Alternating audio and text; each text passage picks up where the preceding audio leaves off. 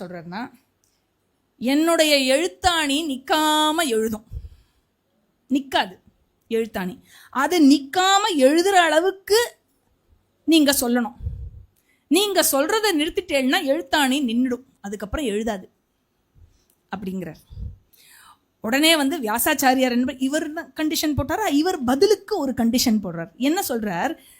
எங்கேயான ஏதானு புரியாமல் உங்களுக்கு போயிடுது அப்படின்னு சொன்னாக்கா நீங்கள் எழுதுறத நிறுத்திடணும், புரிஞ்சுக்காம நீங்கள் எழுதிடக்கூடாது அப்படிங்கிறார். அதனால் இவர் என்ன பண்ணுறார்? வியாசாச்சாரியார் இந்த மாதிரி வியாசகூடம்னு பேர் அந்த மாதிரியான ஸ்லோகங்களுக்கு, அதாவது ஆழ்ந்த கருத்துக்களோட ரொம்ப ரொம்ப சட்டிலாக இருக்கிற விஷயங்களோட ஒரு ஸ்லோகத்தை, ஒரு ஸ்லோகத்தை போடுவார். அந்த முடிச்சா ஸ்லோகத்தை போட்டு விநாயக பெருமானே ஒரு நிமிஷம்